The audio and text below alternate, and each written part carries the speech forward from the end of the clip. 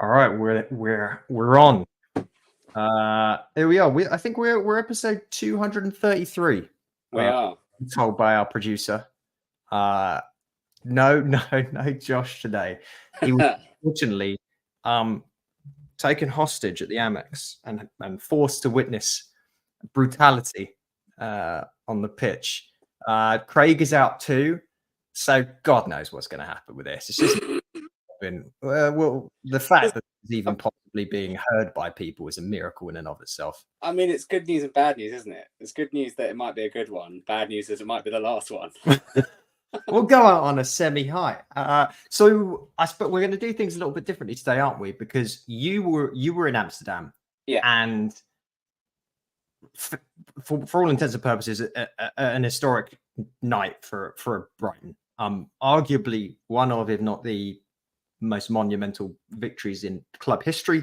And then, of course, we flash forward to today, and we're recording an hour or so after the game against Sheffield. And we go from the sublime to the ridiculous, and the Jekyll and Hyde comes out, doesn't it? So we're going to spend 45 seconds talking about the travesty today. And then, Robin, frankly, I want to shut. I just want to basically hear about everything. I want to hear how you got there, travel, the vibes, the town, the chaos, and then we'll talk about the game, obviously, as well. But that's what we're going to do. Let's do it. Okay, let's talk about today. I guess we'll start very quickly, and we don't need to run through the specifics, but the squad we had to change because we picked up a bunch of injuries in Amsterdam. It was a weird lineup, but frankly, we couldn't really do much, could we? No, it was as predicted. I thought he might have gone. I thought Veltman might play, but obviously Veltman was clearly knackered from the other day. So yeah, it was as good a lineup as we could have hoped, really. Billy Gilmore back in. Adingra just being like a metronome seemingly and being able to play all the time. So I had no qualms with the lineup. Yeah, and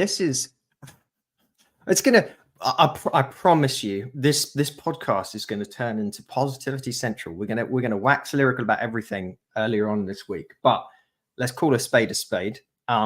This was a horrendous outcome today. This was a Sheffield United side that had picked up 4 points on the season so far. They hadn't picked up a single point away from home. We already played Luton at home first day of the season, if you can remember that far back. This is statistically, outside of Burnley, your easiest game of the entire season that you have remaining. And we flubbed it. But if we take the positive, let's talk about the goal, because the Adingra run, the Buonanotte touch pass, what did you think of that?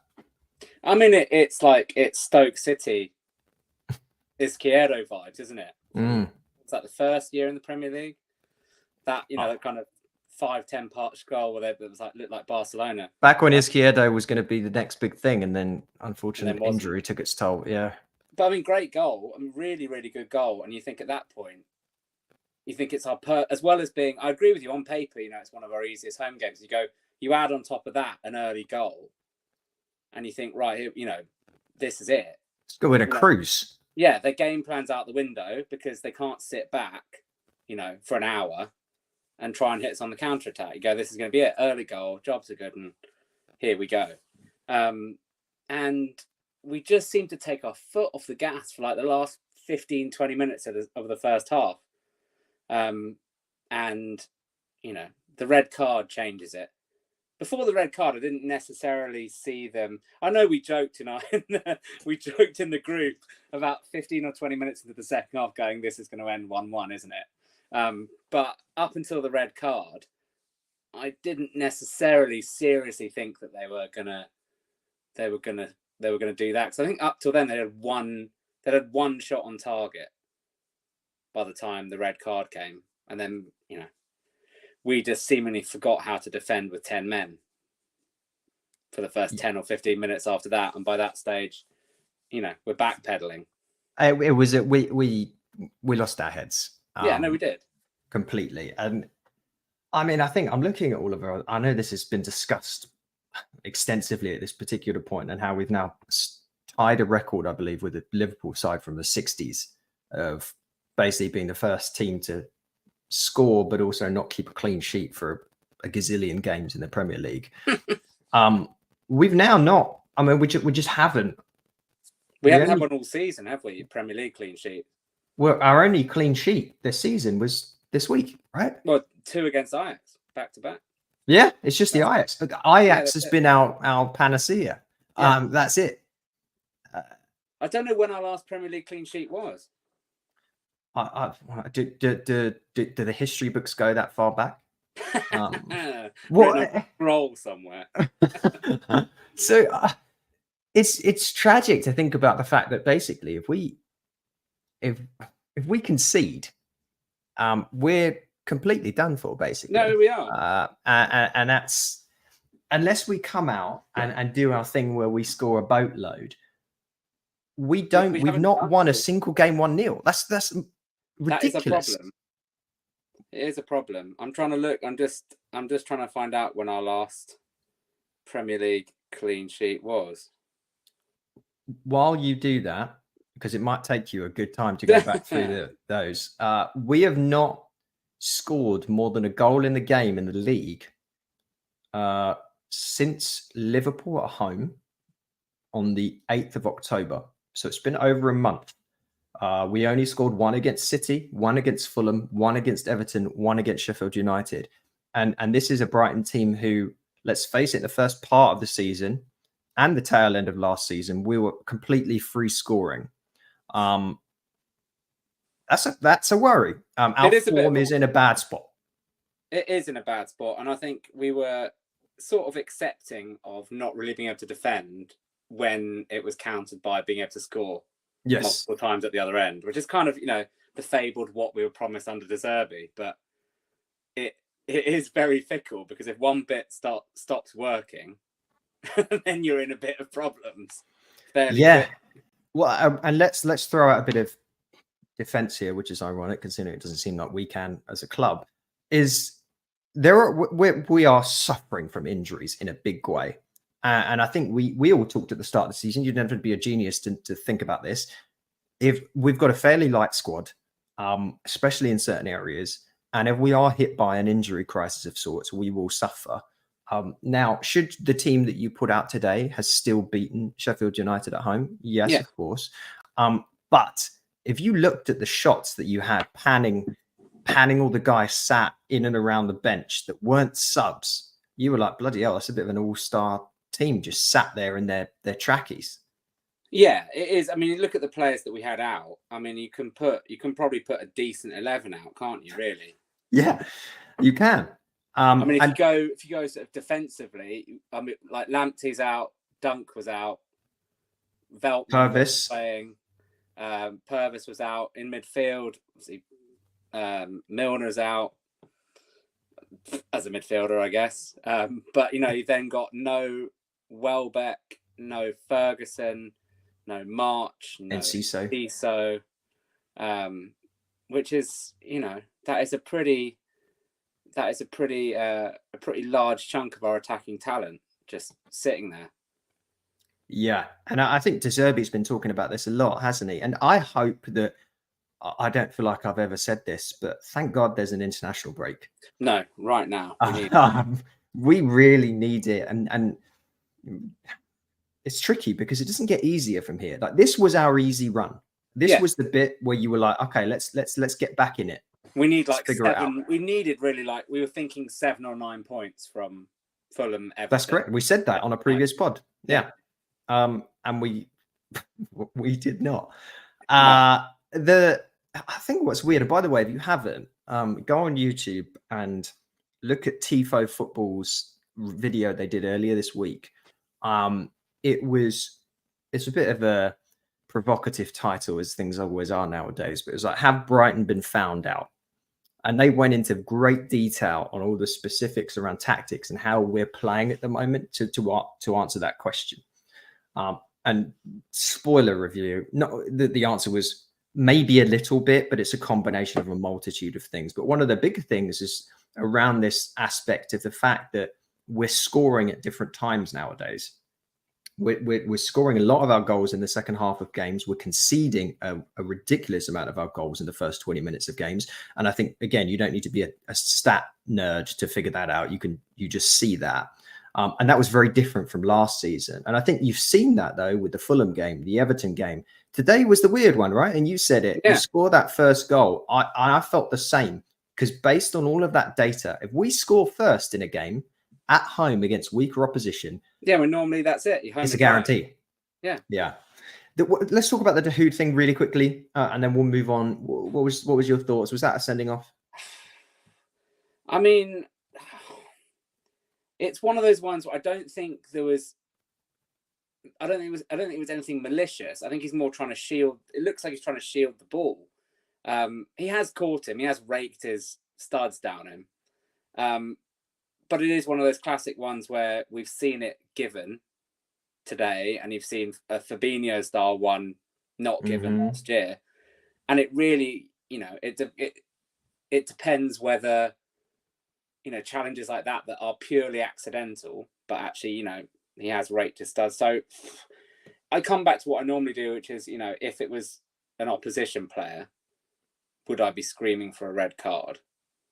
And the answer is probably yes. So on balance, it is probably a red card. It's an unfortunate one, because I don't think he was no intent there. But yeah, I agree with you. I think it's an unfortunate red card, and that's why you have to, based on everything we've seen this season, this club, we have to score 2 goals. That's it. You have to score 2 goals. And when you don't, you leave it open to chance, and you leave it open to things like this that can happen. You leave it open to a corner that's just bombed in, or something happens, Steele puts a silly pass out and they just get in. Like, you have to score 2, because the other team is guaranteed a goal. Unless they're called Ajax. But I think it's also, you build on top of that, which is you've got a makeshift defence as well. Yes. So even, we struggle even when you've got Dunk playing, and you've got, in inverted commas, a first choice defence out, we still struggle in those situations.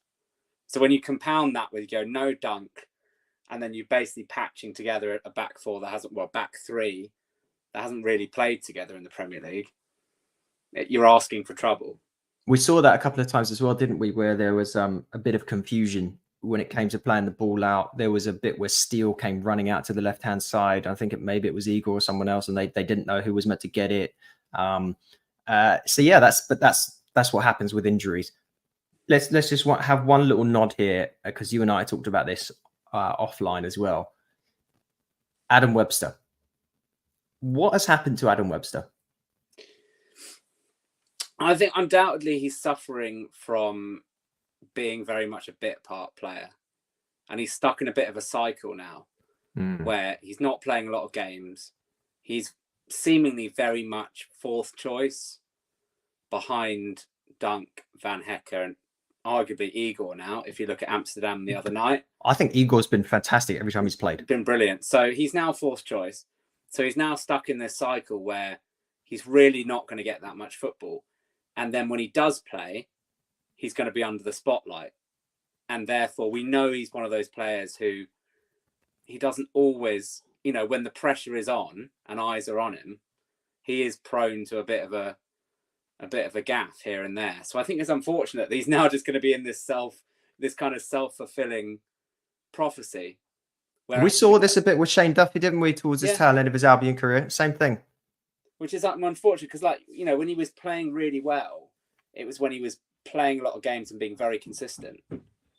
So he's now just in this unfortunate space where, I don't necessarily see it getting a whole lot better for him. When you look he needs a run, doesn't he? But it's also what does that cost you as well? Yeah. So you think, Van Hecke has been brilliant the other night. He was outstanding. Igor, again, when he's come in, has looked brilliant.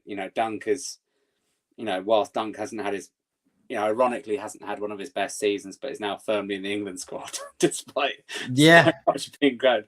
I don't see a route back in for him. And it's just unfortunate that he gets the own goal, which just compounds it. let's leave this game. Let's just Last thing, what about the handball? take it out back and shoot it. Or not, the handball that wasn't.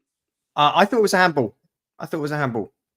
His arm was out too far for it to be one of those things where it's like in a natural position for me. I agree with you. It's also another one where you just go. It's another indictment that no one really seems to know what the law is. No, and they didn't even have the ref check it, did they? It was just straight up. Didn't seem to. Like, oh no, that's fine. They spent longer. They spent longer on that VAR check for our foul towards the end. It was like clearly outside the box. Yes, anyone could see that wasn't in the box. Yeah, just give the free kick and move on. Spent about 2 minutes checking it. Yeah, which is really bizarre. But yeah, I'm with you. Let's kick this game into the bin and never talk about it. Yeah, exactly. And when you're relying on hopefully getting a penalty against Sheffield United to get 3 points at home, it's the game's already gone as is. I can't even be bothered to talk about man of the match. I think if we want to take any positives out of that, that is the fact that we saw a sparkling Simon Adingra for a lot of the game, not just on the left-hand side where he played the majority of the first half. And obviously when Matoma came on, he went back on the right.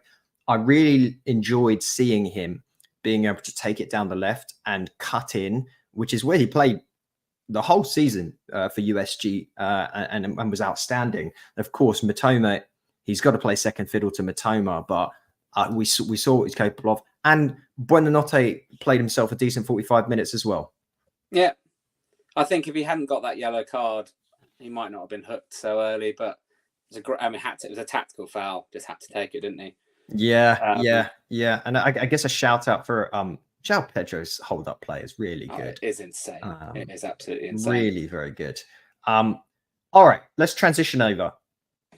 Let's talk about it. And for the people that had zoned out for the first part of this podcast because you didn't want to fall into a deep depression, this is now where we bring ourselves out of it. You went to Amsterdam. We have turned this whole group around. Prior to this particular game, we were still in this area where we're like, oh God, we might just completely crash out of Europe. And that's that. We go up against a side that is just a juggernaut. Let's face it. Now, they are not doing well at the moment. We know that. We just played them at home. They weren't particularly great. But it's you go to Amsterdam on a weeknight and you play against Ajax. That's a big deal. Was this one of the best nights of your life? 100%. Like it's beyond getting married and my kids being born. This is up there. It might even get to 2 as well. It's in the top 3 and it's not third. It's. I mean, you're right. I mean, if you look at this, you go as an institution, Ajax, as a European football institution or a world football institution. They're up there. I mean, you think of the players that they've produced over the years. They've created a large swathe of the greats of football. Yeah, and they've created, entire approaches to how teams play football. Yeah, not just Ajax teams. Barcelona. Basically, Johan Cruyff built Barcelona on what on Ajax. Barcelona was about 50% Dutch for about 20, 30 years. I think pretty much the vast majority of the Netherlands team played for Barcelona at one point.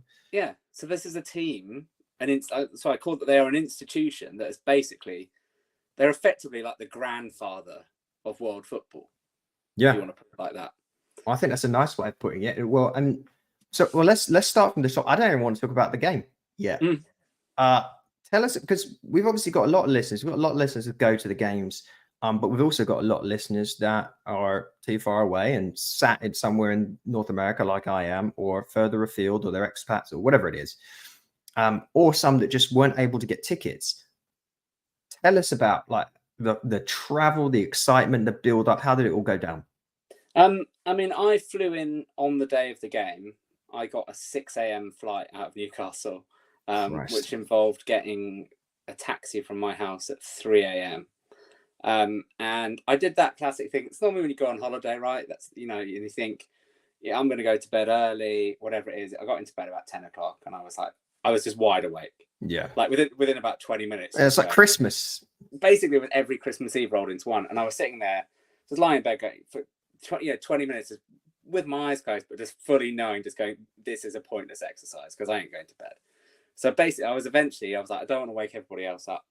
So I was essentially like a small child sitting by the front door on my suitcase, basically just waiting for it to be like 3:00 so the taxi could get there. And yeah, met up with a friend of mine who lives in Newcastle as well. Had the obligatory airport beer. Yeah, as you do. 4:15 or whatever it was. It's basically still like a night out at that point, really. Yeah, and I have to say, I mean, this is very specific. But I have to say, I wandered into Newcastle Airport, and I was not expecting it to be busy, but it was like peak summer holidays in there. Like, genuinely, that was people going off all over the place. But anyway, yeah, got the 6 a.m. flight. Had a few other Albion fans on it actually as well, which is always a surprise. But yeah, I was actually into the centre of Amsterdam by 9:00, which wasn't too bad. Jesus, yeah, okay. Which was, it was a bit bizarre. And yeah, immediately saw just Brighton fans everywhere. Just really bizarre. Just either people in the station, just wandering down the street. And it was just immediately you think, I can't quite get my head around why I'm somewhere where I'd normally go for like a city break. Yeah. And you're just seeing, it was weird. It's like, I kept seeing like the same kind of faces that you'd have seen at like Carlisle away, like 15 years ago. And you kept just catching the eye of people going, this is mental, isn't it? Going, yeah, it totally is. Like everywhere. Then when I went to Marseille, I was in a real rush, like travel delays, got to Marseille with not that much time. So this time managed to like find where the ticket place was, get a ticket fairly early on. So I had my ticket by about 10:00, and I thought, what next? Met up with the rest of our group, and yeah, pubs in Amsterdam don't open till midday. But hold on, how many were you running? How big a group were you? Oh, like our overall group was about a dozen or so. Great. Yeah. Which was good. It's good fun. And they say, again, it's people that either I sit with at the Amex, or I've been going, away games with for a long time. So yeah, we all had tickets, and then that's the immediate, once you've got that ticket in your hand, part of this, you go, there's no stress now. Like, I don't have to worry. Yeah. Then the other stress is you go, I've now got about 7 or 8 hours until kickoff. I don't want to lose this ticket. Yeah. They keep going, we're not replacing tickets, like, all of that stuff. Oh God, right. So anyway, it's like a blessing and a curse. So yeah, had a couple of hours until the pubs opened. So it was also apparently the only morning of the week where it hadn't been pouring with rain. So we went on a river cruise, which was absolutely lovely. A river cruise? Yeah. I've done one of those in Amsterdam. They're pleasant, aren't they? Very pleasant. And they were also selling beer, which was good. So amongst other accoutrements, one would imagine. Yeah, so had this little river cruise going around, which there was nobody else on it really, other than our group of 12 or so sitting there, which is very nice. Had an hour-long cruise around, and he kept going past other boats, which were also full of Brighton fans doing exactly the same thing, just trying to kill a bit of time. And let me ask you quickly, because you were in Marseille, as you mentioned. Yeah. And any away game that you go to see Brighton play in Europe is going to be magical, right? But there must be something nice where Marseille was weird, right? Their fans are dickheads. Oh, totally weird. That you were all penned in. The police presence was big. Amsterdam's just a joyous place to be. Yeah, free and easy. I mean, I'll come on to it in a bit, but the Ajax fans in general were brilliant. All the locals were absolutely sound, and it was totally free. I did not see the entire trip. I didn't see one policeman or policewoman. Really? The whole trip. Barely saw any stewards. I'll get to when we get to the game. Barely any stewards at the game, but just didn't need to be. I mean, it's also a city which is very, very used to having large groups of tourists, pitching up on a big one. Basically, yeah. So it's not something that they tend to be that fussed about. But yeah, it was great. And also, I suppose the added bonus here is that you had an awful lot of fans coming over without tickets as well, which obviously I don't think anyone would have gone to Marseille without a ticket. Right. Like there'd been no point. So, I mean, I think it's talking to the only odd thing, it's not odd, but in Amsterdam they have like they have people dotted around who are like who work for the city council, I guess, effectively, who are like just there to help you if you go, how do I find wherever. Yeah. Talking to one of them, they were sort of totting up, and they reckoned, talking to one the day after the game, they reckoned about the general vibe was about 6,500 had travelled, and we had 2,600 tickets. So you had more people went without a ticket. Jesus. Which was, it's a really good effort.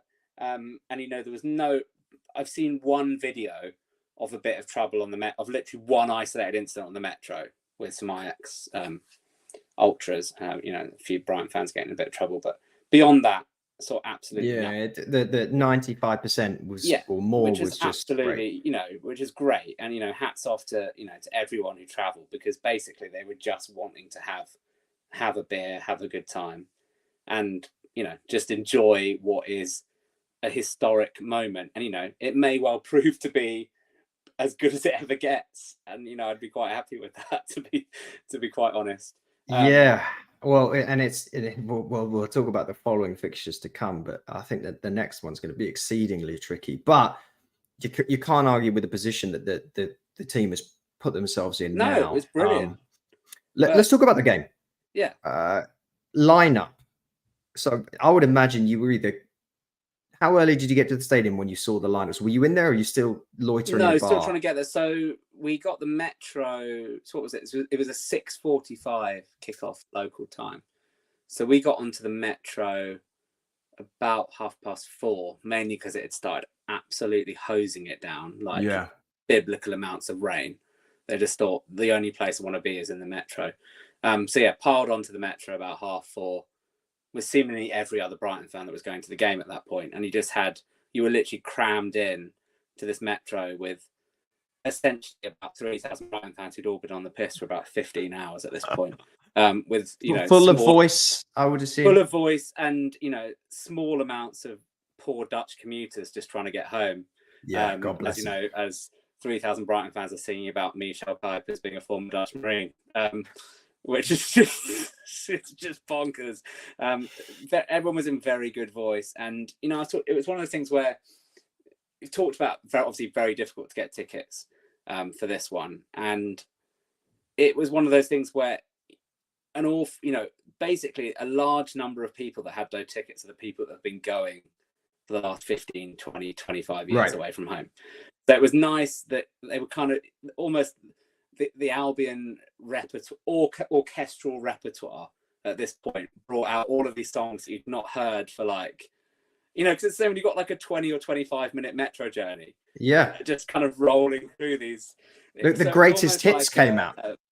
Basically, yeah, it was like, here's when you go to a gig and you just get the greatest hits coming out. And that was the kind of, it really brought it home that you're in this, it was just completely it was completely bonkers to be in this particular situation. You get you're listening like down the carriage and you hear something about like Gary Hart floating down and you think like, what is going on? And that's what I mean. Everyone was just, in such good spirits. The only slightly irritating thing was that you get out of the metro, and they were quite, it was absolutely pissing with rain. Like at this point, just never seen rain like it. And we had to stand in a queue, like no cover or anything. You're literally just out in the rain, waiting to go through where they pat you down and check all of. That was slightly irritating because that took like 15 or 20 minutes, just literally standing in this biblical rain. So you turn up like a bunch of like soaking wet dogs. Yeah, and there was, I think people have probably seen it on North Stand Chat about the guy that went into the canal thinking it was a road as well, which is absolutely brilliant.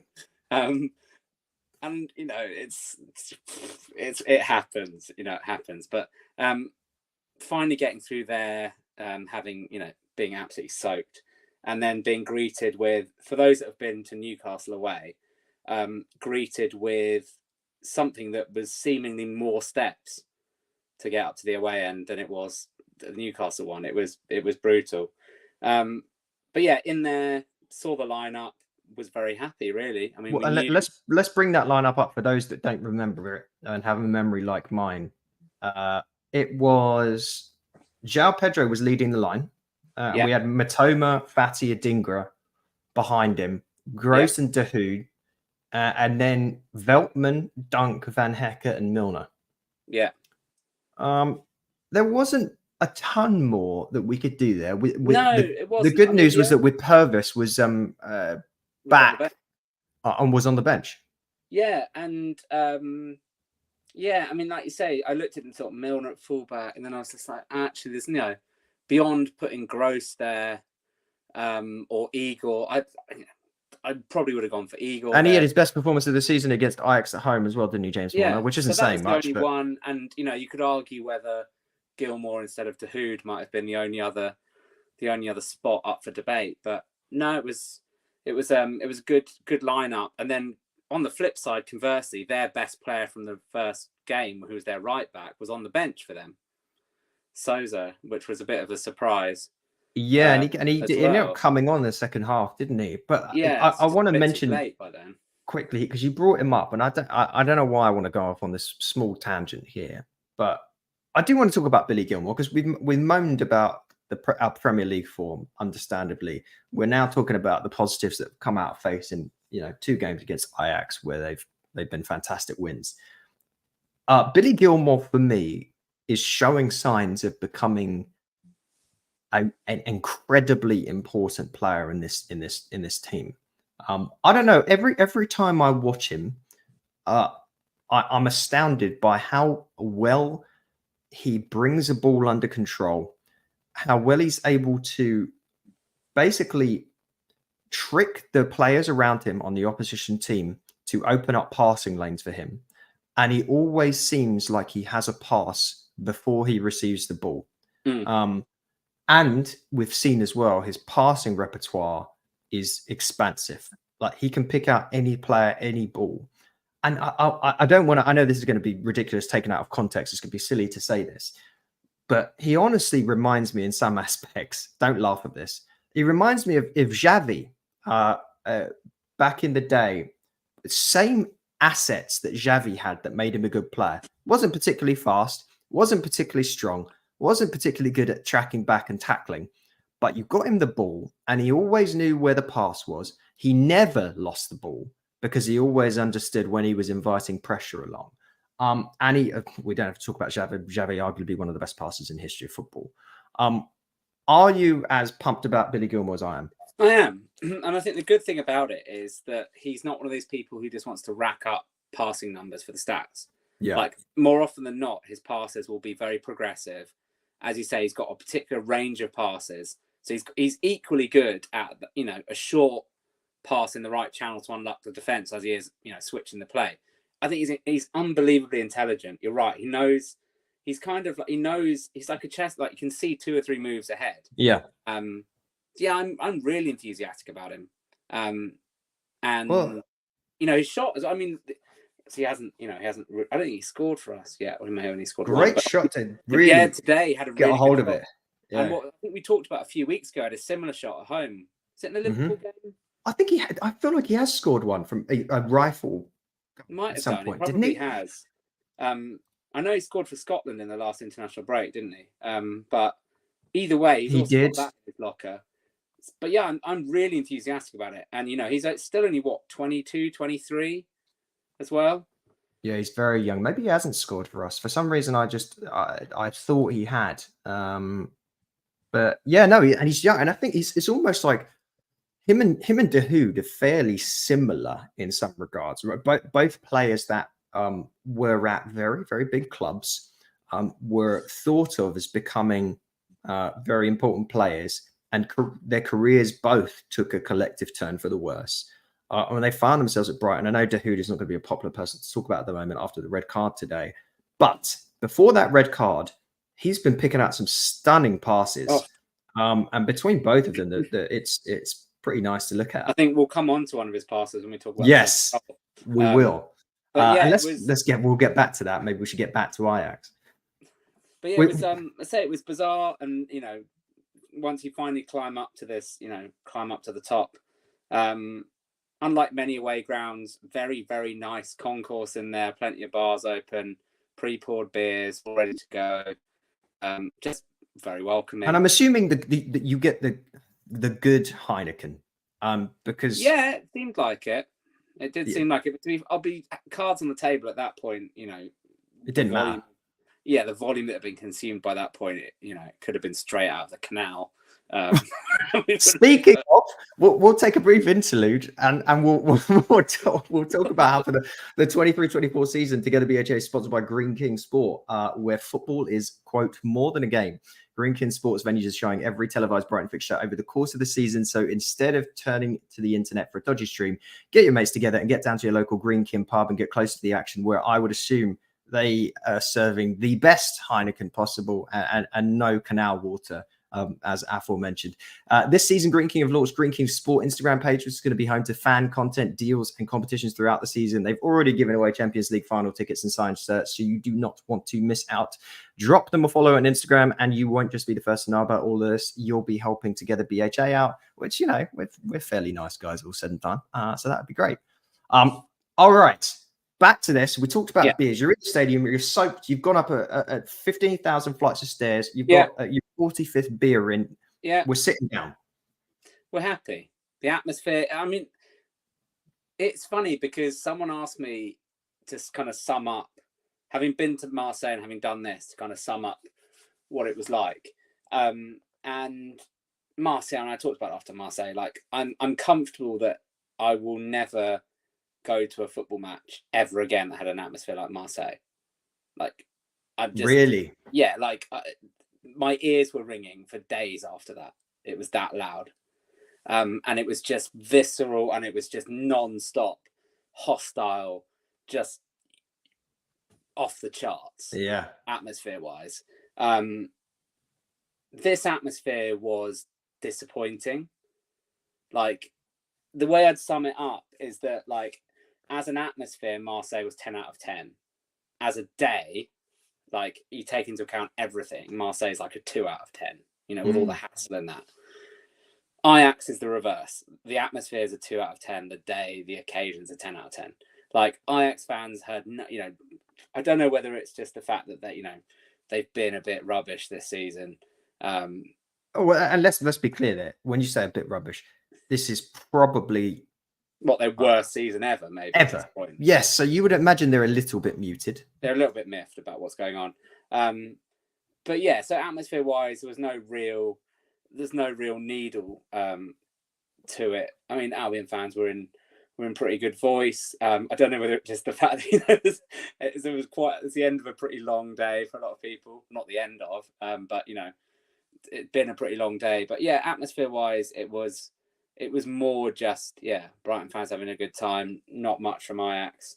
They had a little light show before the game started. That was nice. The roof was closed as well, which was obviously lovely given the weather outside. Yes. And I was a bit confused. I was thinking, I wasn't clear on what the rules were in terms of having roofs closed, because I'd never been to a game with the roof closed, so I wasn't really clear like whether what the rules were around it. But apparently it's because when Brighton trained in there the night before, because it was chucking it down with rain on the Wednesday night, they had the roof closed, and apparently they then have to have the same conditions in the match that Brighton had when they trained in the ground.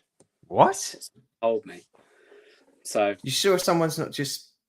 I don't know. Potentially, but I don't know. But it's bizarre because you think, how many other games are like? You think if you've got two, it's it's sort of akin to this VAR thing, right? And you have like VAR in operation. Like you take like FA Cup third round.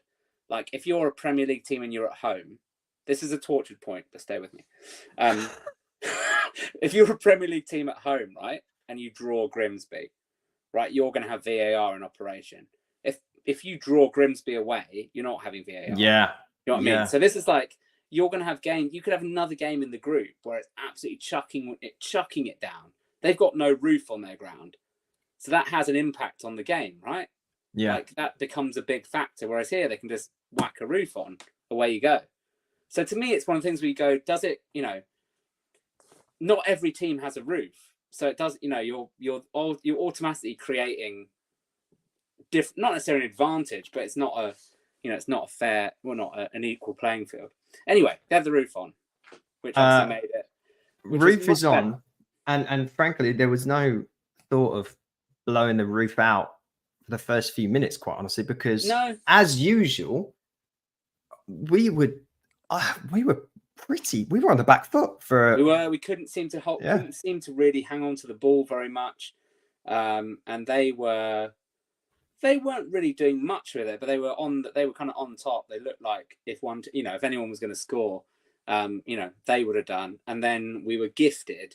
I felt even in that environment, even in that game, after all the beers consumed, the whole atmosphere, everything about the day, I just felt really sorry for that 18-year-old kid.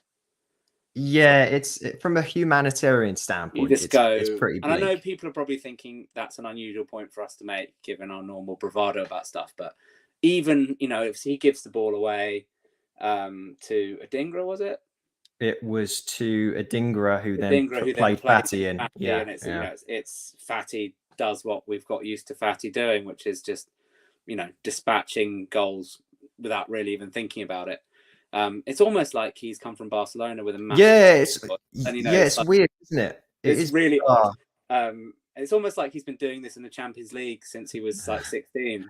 Well, you know what? I felt it was a professional finish, very professional.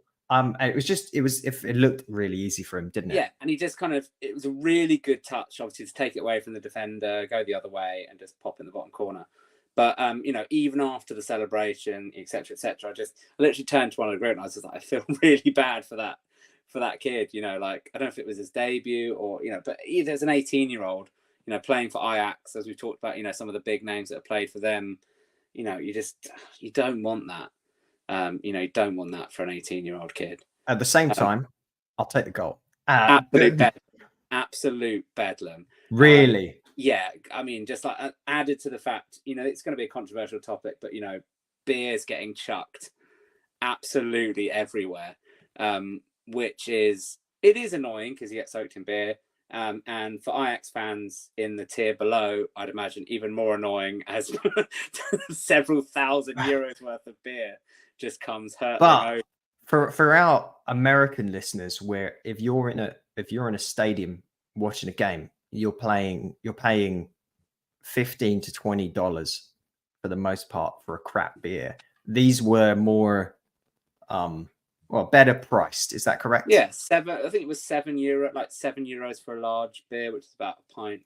So if one were to throw that beer, you don't have to remortgage. No, not exactly. But I appreciate that kind of thing isn't for everyone. Can be very annoying, but I think it's one of those occasions where I'm going to excuse it on behalf of everybody, because, as I say, it had been it's a historic occasion. You don't get to drink in the seats very well. I would say that 99% of the people in there had a pretty liquid day up until that point, accompanied by some liquid football with the first goal. But let's add, we did miss out the fact that 8 minutes in, our starting left back, who no one wants at left back, James Milner, unfortunately tweaks something and comes off. Billy Gilmore does come on. Yeah. We then have to switch things up because Pascal Gross ends up having to go to left back. And Billy Gilmore replaces Pascal Gross as one part of that pivot in the 4-2-3-1. But as we said, first 15 minutes, you felt like if anyone was going to concede, it was us. And then we are gifted that. And again, we go back to what was prior to today true of this team. If we score first, statistically, we are very, very, very happy to see a game out. Again, why is that? I know everyone knows this, but just the way we play under De Zerbi, because we're inviting pressure on, because we're in no rush to get out and actually make stuff happen offensively, we wait to create these opportunities. When you're a goal up, the other team has to push onto you, and that's what we want. And that's why that works. The rest of the first half, again, we didn't do a ton. We had a couple of chances, but we didn't do a ton. No, we didn't. And I think it wasn't through want of trying, but I think it was one of those games where they were better than they were against us in the home leg. No, it's not even close. They didn't show up in Brighton. They showed up so here. I mean, they couldn't have been any worse. So they were obviously, they had Brobby up front, who was looking a lot more threatening than he did in the home leg. He was holding the ball up really well. And they just generally, as you'd expect, they looked a bit more up for it. So we were in a game.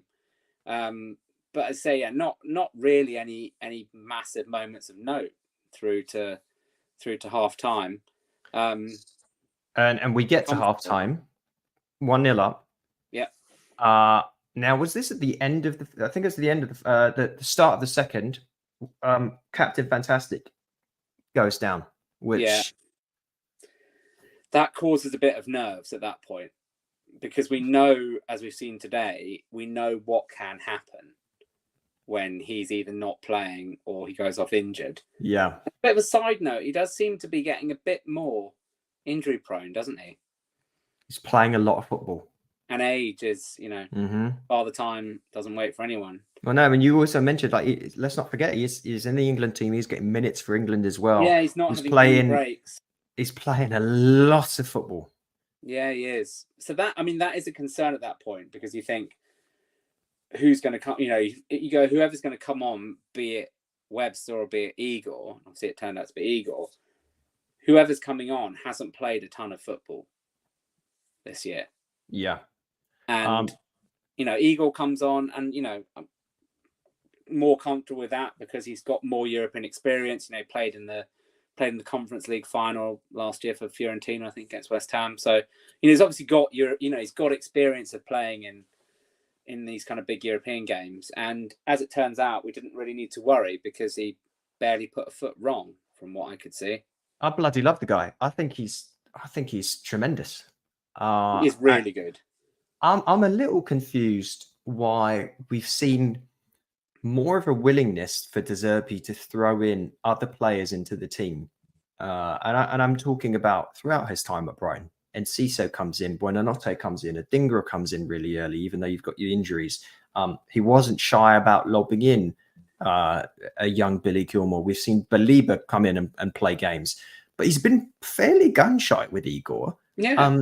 And I maybe this is all, he looks so good because he's been given time off the pitch and to get into the system. But I think he's been great every time he's played. It was great. So yeah, nerves were kind of dispatched pretty quickly, because I think fairly early he made a pretty good tackle pretty early into being on the pitch and just generally looked like he was going to be absolutely fine. And then we get a second goal almost exactly when we needed it and would have wanted one. Quite similar to the home game, really, wasn't it? Which was actually, quite early into the second half, puncture really any real hope of a comeback with a goal that was, pure De Zerbi ball, really, wasn't it? From start to finish. Starts in our own half, centre backs distribute out to Dahoud. Lovely little round the corner pass that just keeps the move going, and we end up with Ansu Fati pretty much where you'd want him, which was running at goal with space in front of him, defenders not really knowing whether to go to him or hang off, him having options left and right, and picking out Adingra for a really, really good finish. We'd obviously had a couple of chances before that goal even. I think Adingra had one and João Pedro had one in the minutes just before. So it was kind of the culmination of a bit of pressure. But, as we've seen today, we know that it doesn't always go like that when we have chance after chance after chance and pressure exerted. We know that we can, come away with nothing and then get hit on the counter-attack. So it was really nice to see Adingra pop that in the top corner. And yeah, I was going to say, this is that I want to talk through the goal, like the build up to it in a little bit more detail, because this was one De Zerbi wants to see. This is all the work on the training pitch, because we're out on the left side of the pitch, and the ball's going nowhere. Matoma's surrounded by two people. I think Ansu Fati's drifted out to the left to give him an out. Frankly, fairly lucky that we don't lose the ball there, because they both get hounded. The ball goes back to Igor. He gets pressured, but that's perfect. That's what we want. So the attacker, whoever, I don't think it was Brobby in this particular instance, someone else had pushed forward out of position, trying to close Igor down. Igor's like, no, not even that. I get the ball out to Billy Gilmore. Of course, Billy Gilmore's in space because he creates the space for himself. And he instas the ball to Mo Dahoud. Dahoud pulls off a stunning pass, a really stunning pass that completely cancels out two Ajax midfielders. And then you're in. But it's not easy from here because you're driving forward with Ansu Fati. He's got a runner to his left, which is Mo Dahoud, who's coming in. He's obviously got Adingra far on the right. He's got João Pedro is closest to him, Matoma on the far left. But he's got three defenders behind with a fourth on the left and then a midfielder tracking back. If you pause it as he cuts to the right, he does not have a good pass on. He does not have a good pass. João Pedro, he can't pass to. He can't pass to Mo Dahoud. It's too difficult for him to get the ball to Matoma. So what he does, he shimmies. His movement from his left foot to his right is remarkable. Please go back and watch this because 4 Ajax defenders bolt the other way. And then half a second after having no passing options on, Simon Adingra is standing in a field on his own. Completely on his own. And I tell you, we've seen a mixed bag from Ansu Fati, right? From his league form. He got his first start today against Sheffield United, obviously, and the less we talk about that, the better. It gets substituted off because of the red card. But on that night in Amsterdam, not only did he finish perfectly with the first, but he made this goal. Oh, 100%. Completely made it. And Adingra, I thought he took one touch too many. I thought he should have hit it first time. I agreed. But I'm an idiot, clearly. Maybe we both are. Well. And he just bolts it. Yeah. Just strokes it into the top corner. Like, thanks for coming. It's unbelievable. And again, if we come back, I mean, another celebration that's just like, at that point, you just go, if I've written, if you're writing, if you sit down to write a script as to how today goes, you go, this is just it. Because as we've seen, it's odd, but like a 2-0 lead compared to, it's a 2-0 lead compared to a 1-0 lead. It may only be one goal more, but the acres of freedom that it creates you in that moment. You just go, what, we might actually, suddenly when you're 2-0 up, you go, this isn't like a pluck. When you go 1-0 up in any game, especially in a game like that, I don't know whether to say we were arguably we probably were favourites going into it, but this is still you've gone away to Ajax away. Like as we've talked about, if you take away any form, when you just look at the big picture, you go, we are still playing away at Ajax, and if you go 1-0 up, you go, oh yeah, no. It's going all right, but we still could fuck it up quite easily. When you go 2-0 up, you just think, is this actually going to happen? Well, by the way, if we go 1-0 up and we stay on that lead, based on everything we've seen this season, we will fuck it up. So the second goal was incredibly important. Just goes in, and we come back to throwing beer, etc. The unfortunate thing about that is being so close to after half time. The proportion of people with very full beers. That's a bad time to do it. You almost want to wait them a little bit later in the game. Yeah, and then there's an announcement comes over the tannoy. It probably wasn't picked up on the TV.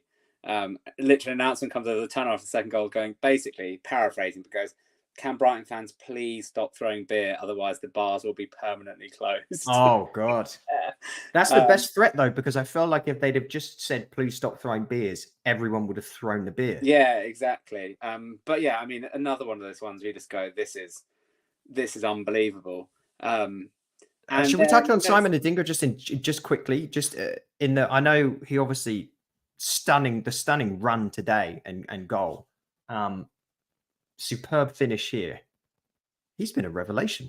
He has. I mean, at the point I was going to, I think when he came in this season, I think his obviously he scored in one of the scored in the first pre-season game, didn't he? Or one of the first with that long ball over the top. You did. Yep. A couple, didn't he? I think coming into the season, the aim was probably that he would be more of a bit part player who we would get some minutes. Who would probably pop up here and there. He's for me, he's not that far away from being one of the first names on the team sheet. I hate to say this, but for him, it's been a blessing that Solly March unfortunately has had to be out, and in Ciso, and in Ciso, because this has potentially completely changed the trajectory of his early careers as a 21-year-old who was basically brought in as depth, for this season. Who's now just scoring goals for fun and big goals as well. Big goals.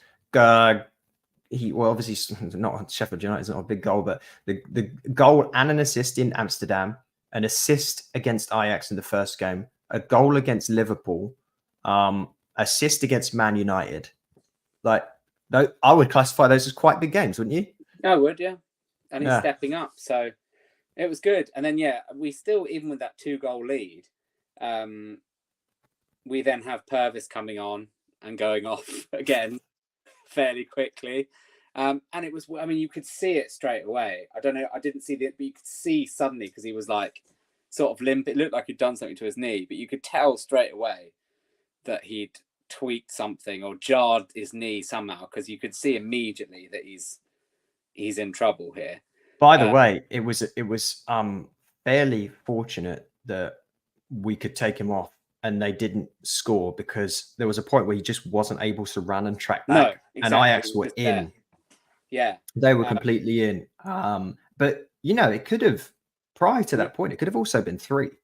Matoma had a really good chance down the left, running on. The ball came over. The defender wasn't able to get it out of his feet. And Matoma basically had a 1-on-1 on the left-hand side. He skied it. He skied it. Could have easily been. And then obviously we have some very good fortune at the other end with the ball hitting. What was that?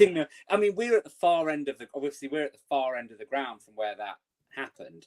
But even then, you could still see it. You just go, that's like that ball. You see it hit the far post, and you see it roll across, and you're going, well, this is either going to go in, on its own from that shot, or there's going to be someone at the far post to tap it in. So then you see it roll across somehow roll literally straight across the line, which you barely ever see. And then hit the other post. And then you see almost, I think it's Veltman who eventually clears it. But you can see Veltman standing there being about to clear it, going basically almost surprised that the ball has ended up at his feet. No, they were shell shocked. It was one of those. So what on earth has happened here? A situation where if that had occurred to me on FIFA, my controller gets launched. Yeah, it just gets drop kicked out the window. It's absolutely gone. And it's obviously at that point, it's a bit of a double-edged thing, because at that point, when that doesn't go in, everybody in the ground, like every Albion fan goes in the ground, goes, it's going to be fine. Yeah. Like, this game's going to be fine. The flip side of that is if that goal goes in, it's finishing 2-2. Yes. Yeah. It's a total because it was early 70s minutes. Yeah. So there's going to be 15 minutes left after that. And you just go, if it's 2-1, there's no way. It's either finishing 2-2 or losing 3-2. That is the game.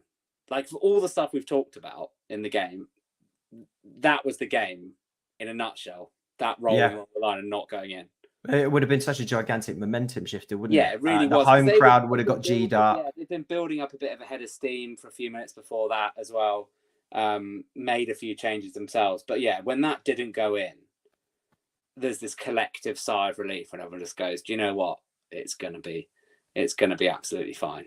But it was a bit of, having said that, hindsight obviously is a gift, but it was a bit of a batten down the hatches last 20 minutes. Yeah, it really was. That's what I mean. They started to build up ahead of steam, and you just think, a team, it was also good because you go, a team that's obviously clearly very low on confidence still.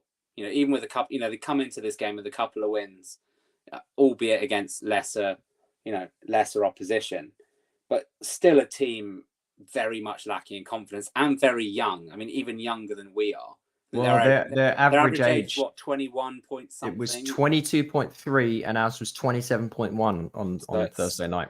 So it's still, really super young team. So you think from that point of view, when that doesn't go in, you can see their confidence. To an extent, they must just going, what do we have? It's not going to happen. What do we have to So yeah, I mean, you could say it was a pretty much kind of batten down the hatches, and it's one of those ones where, you know, they had big screens at both ends of the ground, and you're sort of you're sort of watching it count down, and you go in your head, you're working out, you're going, okay, at what point do I reasonably think that we're not going to concede 2? Do you know that? And I bet you're also like worried about the stoppage time.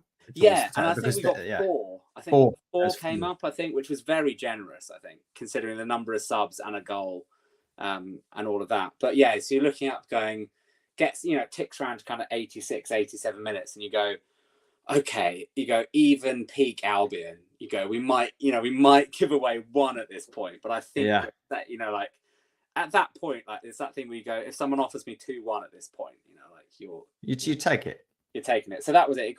You're kind of watching, you go, right, 86, 87, 88 minutes, you're going, okay, I think we'll be fine. And, you know, the final whistle blows, and I have genuinely never seen as many grown men in tears as I did at the final whistle. Really? Just spontaneous in tears. And it's, you know, I saw a few people crying after the Wigan game, Premier League promotion game. Not, you know, this is like, you know, I don't know what it is. It's the, you know, obviously it's a very long day.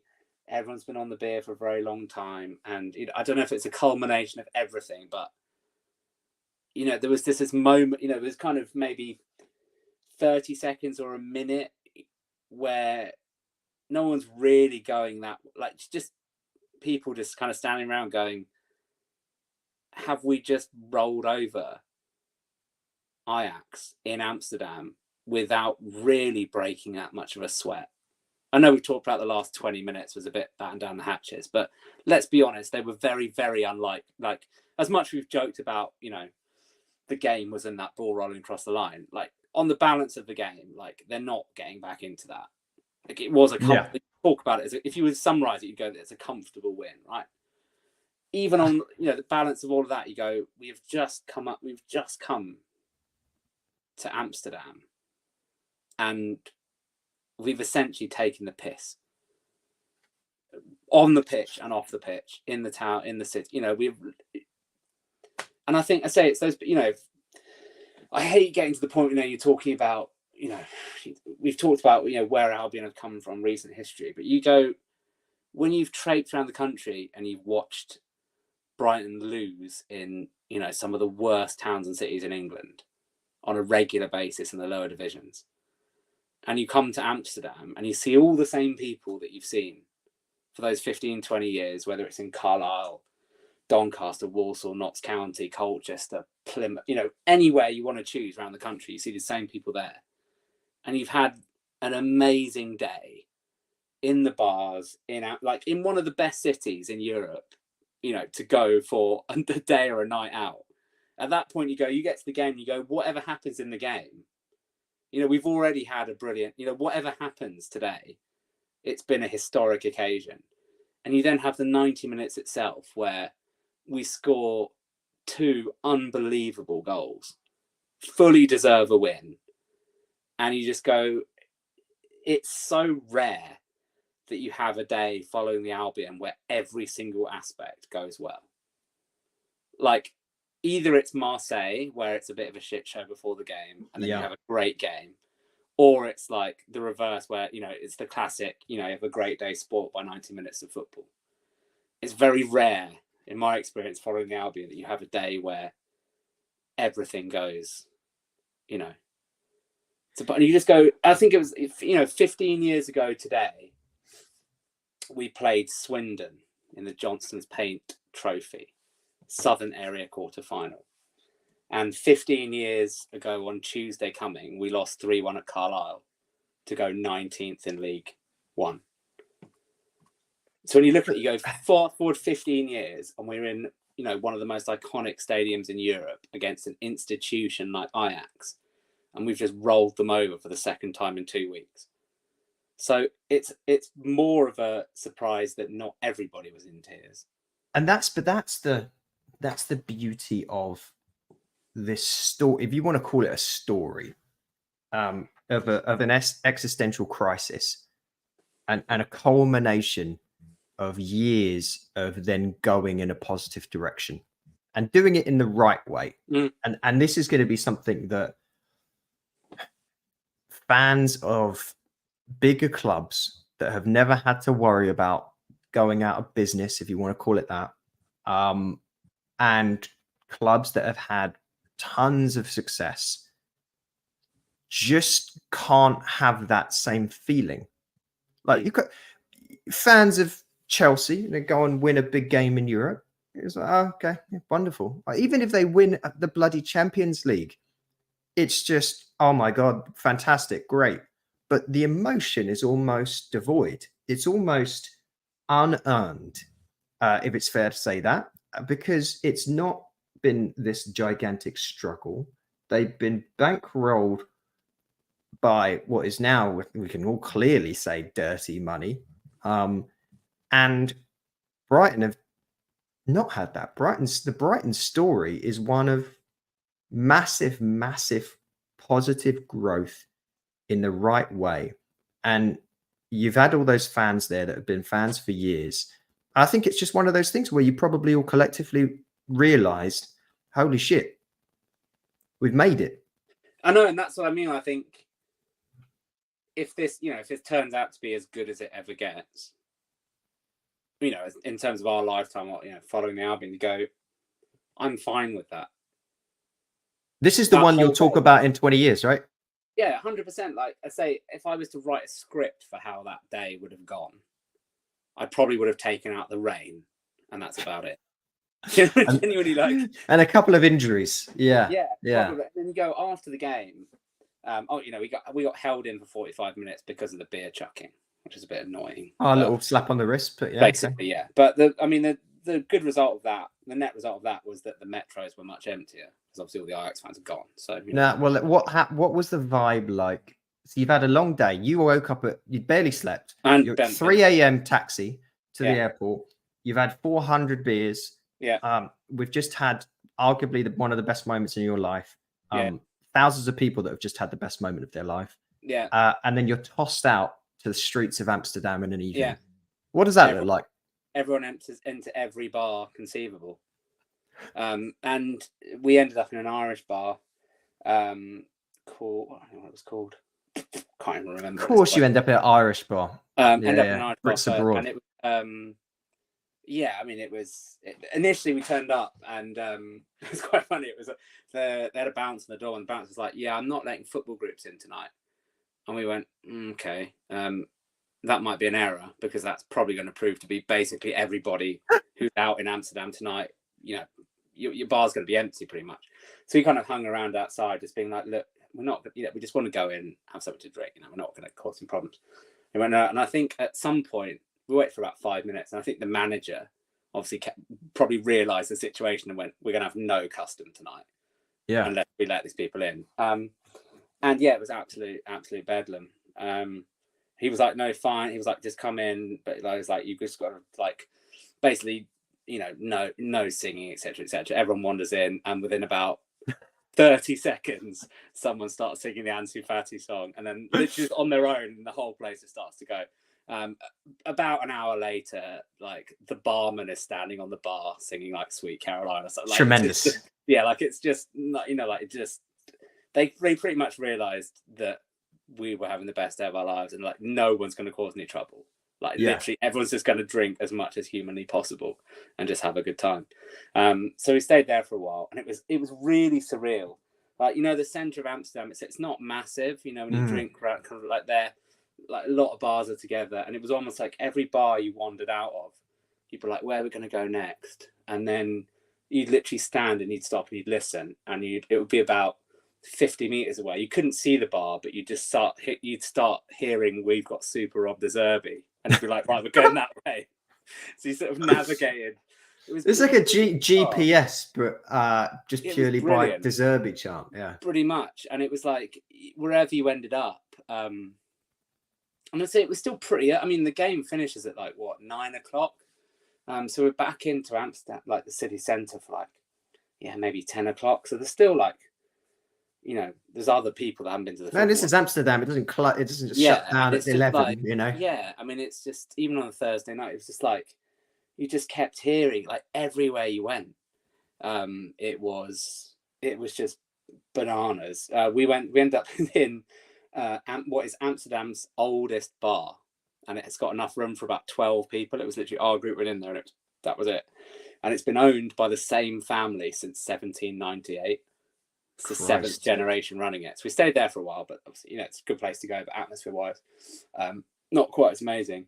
And it got to about, I'm going to say about 2:30, something like that. And I was like, right, I'm done. Like, I've been up for about 48 hours.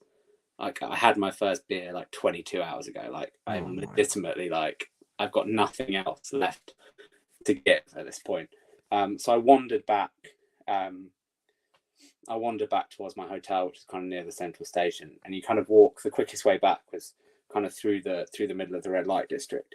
And you walk. When in the middle of that, there's like a really of course, the quickest way back, I believe. Yeah, I had to go. Yeah. Shortcut. Yeah, would have been foolish not to. And you've got like a really kind of thin canal, like that runs through the middle of that.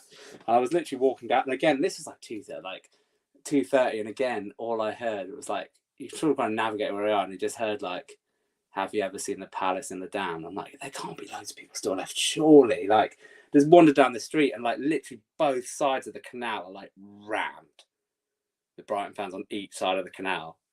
Like, I've never seen anything quite like it. And you might never again, and that's okay. No, that's absolutely okay. Yeah. I'm fine with it. That's what makes it a fantastic memory. It's mad. And then, you know, went to bed, you know, woke up the next morning, you wake up and you just think for a nanosecond, you go, did that really, where, you know, that first morning you wake up, you go, where am I? Like, was that really a thing? That's how I'll feel waking up tomorrow. I think about the Sheffield United game as well. But no, it was, you know, it was one of those really like very rare, perfect days. And we had a kid like next to us in the ground. There was a dad and his kid who was probably, I don't know, 12, 13, 14, maybe something like that. And I was kind of talking to his dad, and I was like, this is so great, you know, like for your son to be here is like amazing. Like, it'll be something you'll never forget. But like, it's like what we talked about a few minutes ago. It's like he hasn't got the context behind it, right? You know what I mean? Like, he hasn't seen. Obviously, he can't. You know, I'm not. The fact that he wasn't. How dare he not be at the How dare he not be born? No, that's unbelievable. I was like, you know, I was like, it's really interesting for him that like his perception of this will be so much more different, because it's like, as far as he's, you know, this is like, for him, this is almost like the natural pinnacle of like where we've been going. Like, everything's been leading towards this. But for every, you know, lots of other generations, you just go, you know, even, you know, you go back, like, you even go back 3 years, 2 years, even maybe 2 years. And you go, right, you know, fast forward 2 years, and you're going to go, 6,500 Brighton fans are going to go to Amsterdam, absolutely take the piss for an entire day, and then you're going to batter Ajax in the Amsterdam arena, and then you're going to go out again, and you're going to take the absolute piss in Amsterdam, and people would have just laughed at you. Yeah, they absolutely would. Just mental. And I say, you know, come back to the fact that, you know, the 99.9% of Brighton fans that went out there just had the time of their life. And that's rare, that's rare. Because the reason why they didn't want to let you in that bar is because they've had a ton of other dickheads that have come from other teams and caused problems. Yeah. And, you know, we say literally everywhere you went, it was just, you know, you just people bumping into each other going, what is happening? What is going on? Which is really, it's just, you know, hats off to everyone who went, because, you know, everyone just created an atmosphere that I'm deeply saddened not to have been there. I think Josh is probably furious, but also happy for everyone that was there. And the hope being is that we have We have more many of more. these. We have more of these in the future. But I mean, as I say, coming back to the actual what that does in terms of the table, Yeah. basically, a draw away at Ajax and a win at home to Marseille will see us top the group on head to head. Because we've got Ajax, so Athens, so a draw at Athens away and then a win at home to Marseille will see us top the group on head to head. But so what do we have to do to at least advance in the competition? So I guess what I'm saying there, if we want to come second, we still need a result. We need a result in one of the last two if we want to come second. If we want to top the group, drawing in Athens and beating Marseille, we'll do it on head to head. Yeah, because where are we at right now? We're 2 behind Marseille, aren't we? Or 1 behind? No, Marseille? 1 point. They're on 8. We're on 7. So even if they win their next game, they would go 4 ahead of us. A point in Athens would take us 3 behind them, and therefore, if we then beat them in the final game, we'd be level on points with them, but we'd go through on head to head. That game in Athens is going to be big. A big boy. I mean, we're running off into the sunset now. If they offered a point, No, absolutely. And then you come down to go, okay, beat Marseille at home to top the group and skip a knockout round straight to the last 16. Yeah, that would be fairly pleasant. That would be right, wouldn't it? But no, I mean, it's still, the fact that we have not, we've gone into these European games, after the kind of the worry of the first one, where you just go, oh fuck, it's It's not just that. It's not just that. It was after Athens and Marseille, we're sat there on 1 point. Yeah. I think we were all thinking, just going, please don't do this. Yeah, this is our one shot at it. To then get back-to-back wins, and as you say, back-to-back clean sheets, is remarkable. It is really remarkable. And it's one of those things I've already had arguments with people about this today, which is, there is no way on earth that I'm swapping a win today for not winning on Thursday night just gone. Like, I'm prepared to fight anyone and everyone in the comments section on whatever site you want to be on. Like, there is not a scenario on earth where I consider that a reasonable swap. I'm just not entertaining it. I'm not. I'll ask you that question at the end of the season. I'll see if you change. Depending on how things net out and how many points. Like, if we let's say we miss out on Europe by 2 points, right? Yeah. I'm still not swapping a win today for not winning on Thursday night. I honestly think probably the answer is going to be different for the people that were at the game, as opposed to the ones that aren't, and that's all the difference right there. That's how it comes. But I think it comes down to, you just go, I don't think it's difficult, because you think, you still think there are teams, Chelsea Chelsea are still relatively rubbish, but at some point they're going to get their act together. Yeah, they'll probably get their act together around 3rd of December. But in general, like, over the next few years, like, it's going to be difficult for us to consistently qualify for Europe. Yes. Right? Like, it's probably not something that's going to happen. I'm not saying it's never going to happen again, but I don't think it's going to be something that's going to regularly happen. So if you look at the bounds of that, you just go, when the draw was made for this, if you'd have asked every Albion fan, give me one city that you want to go to on a European away day, I reckon a vast number of people would have gone Amsterdam for ease of getting to big, all the history that we've and the fact it's even better, the fact they're crap at the moment as well. So you get 6 points off them. That's that's the cherry on top. But if people went, right, where do you want to go? I think if you looked at your ideal group, everyone would have gone, I want one big historic European club, whether that be Ajax, Marseille, a big Italian team, a big German team, whatever it would be. Someone would go, I want kind of an iconic European club, and then I want maybe a couple of winnable, smaller winnable clubs in there. We're very lucky that we got, Ajax, and we got Marseille. We got a couple of big you didn't clubs. Want to head to Azerbaijan? I would have been keen, but it's an 8-hour flight. It's actually meant to be quite a fun city, but yeah. But yeah, no, I just think in general, it's one of those ones where you go, Amsterdam was, it's almost the perfect, it's almost the perfect. It's the perfect outcome. Draw. It is, and to then go there and actually back it all up on the pitch, it's so rare. I just said that, but like to have a day following the Albion where what happens off the pitch is then backed up by what happens on the pitch. It's so rare. It's a rarity. Well, I think I have a feeling you're going to be telling your kids about this in about 20 plus years, and probably every Sunday, I would imagine. Let's tie a bow on things. I know that we're gonna. No surprises when we do an end of season wrap up. What your favorite moment was? I think it's already in the book at this point. We have got the international break. Yeah. We do not play again until the 25th. So that's 13 days away to Forest. Interesting. That's not fun. No. Forest have only they've turned it into a bit of a fortress, haven't they? They have lost one game at home this season. One game only. That was Burnley. We got battered there just after the FA Cup semi-final, didn't we, last season?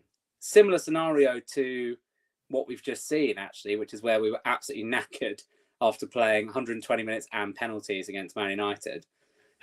So, I mean, it's a better scenario, 13 days time, potentially we've got Lamptey back, potentially Purvis is back, Dunk's hopefully back, Ferguson will be back. Oh, by the way, let's not forget one positive from today, Jakob Moder on the bench. So I think it's the international break has come at a nice time. And look, we're still, despite actually not being very good in the league for the last couple of months, we are still 8th in the Premier League, and we are doing very well in Europe despite having a shit ton of injuries. Yeah, it's not horrendous. And I think we've got one. That's okay, right? Yeah, we're 1 point better off compared to where we were last season at this point. It was nice that Newcastle have been suffering from the same situation as us. Yeah, injuries, European football, and lo and behold, they've had some shocking results and are only a point ahead of us right now. So it's not to be sniffed at, this idea that European football can cause your league form to suffer. That's not just made up. That is the thing. So yeah, we got Forest when we come back, and we've got that all important game in Ajax. So it's gonna be a questionable time. I'm hoping, Dunk comes back fully fit, just to tie a final bow on that thing we brought up earlier. Lewis Dunk has played the most minutes of any Brighton player this season. He's played 990 minutes. That includes the fact that he did not play today. Wow. So he's first, Matoma is second, and then Pascal Gross, and then it falls off a cliff.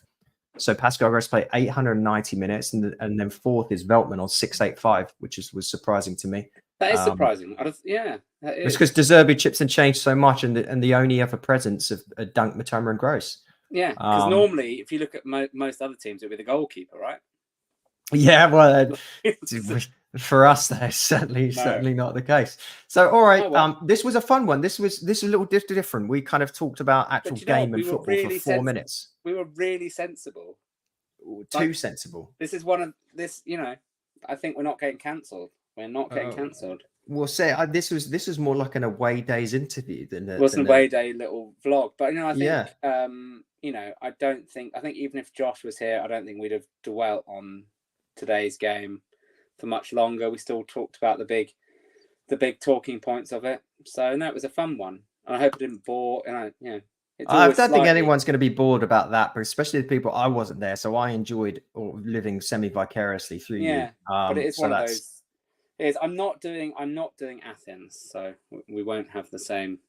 Won't be able to go as in depth for Athens, unfortunately. Well, hopefully we'll just get to comfortably watch a 3-0 victory on TV. Yeah, exactly. So thank you, everyone. We appreciate you listening. As always, we'll see you in a couple of weeks after Forest. Enjoy.